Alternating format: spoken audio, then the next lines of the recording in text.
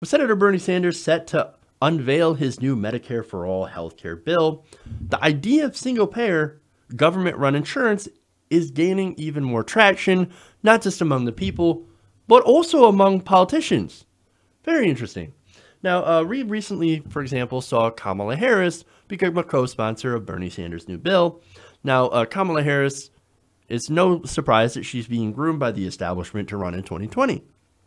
Not only that, but you have Elizabeth Warren also co-sponsoring the bill in a nod, in deference to Bernie Sanders' position in the progressive movement. And not only that, but it was announced earlier today that Cory Booker is also co-sponsoring Medicare for All. Not only that, but on the other side, in the House, you have over 100 co-sponsors supporting H.R. 676, that's John Conyers' Medicare for All bill, which is meant to be a companion to Bernie Sanders' bill, and actually has been introduced every time in every legislative session since at least 2006. So big, huge credit to John Conyers for that. Now, not only that, but you've got majority support of the American people that are now in favor of single-payer healthcare. And now, of course, another politician has come out in favor of single-payer, and you're not going to believe who this is. Axios is reporting that former Montana Senator Max Baucus, who was the central architect of the ACA, who basically steered that bill towards the center, which is actually more right-wing because ACA is more of a heritage-centered plan anyway, and rejected multiple proposals for government-run insurance plans, now is supporting single-payer. You've got to be kidding me.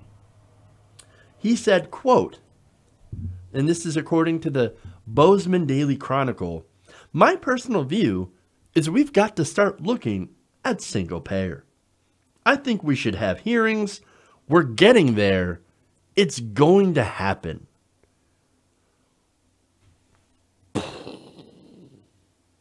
What is going on here?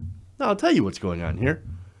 This is a bill that is so popular that it's starting to turn the establishment in favor of this piece of legislation. This is a big deal. This is amazing. Look, 8 years ago, this is a guy who refused to even hold a single hearing on single payer. And now he says, well, look, I not only support it, but it's going to happen. It's inevitable. Now, this is a far cry from Hillary Clinton's it's never, ever going to happen. Single payer, never, ever going to happen. Well, now look. Now look. Look, if Max Baucus can flip on this issue, well, that says something very, very good about Medicare for All, about the future. Not only that, but you also have Chris Murphy coming out with his own plan to eventually to a single-payer system. Now, his plan is pretty simple. It's basically to open up Medicare for everybody. Go ahead and buy in. So he takes Medicare as it is right now with no structural changes. And he says, if you want to, if you're 55 and you want to buy into Medicare, great. If you're 42, if you want to buy into Medicare, wonderful. If you're, 20, buy into Medicare.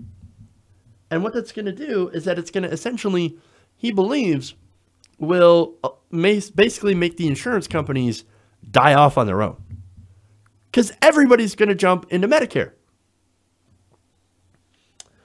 That's one approach.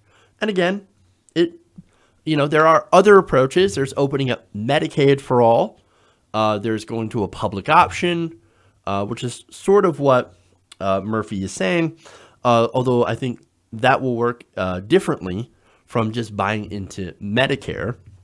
But it shows you all these different approaches, and this conversation is saying it's showing the party itself, the Democratic Party, is actually starting to accept the policy, and it kind of shows you as well as how the activism and the energy surrounding the progressive movement is really starting to have an impact.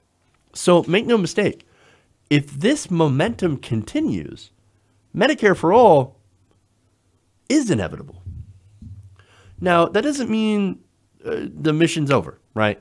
Now that we got these politicians saying that they're in favor of this, okay, whatever, right? What's really important is not just words, but actions. And so we need to continue to hold them accountable. Not just the ones, and for the ones who won't support it still, well, that's what primaries are for. Get them out of the way. We do that, and we keep pushing the politicians that did sign up for it, and make them, make sure that they don't forget the promise that they made to their constituents.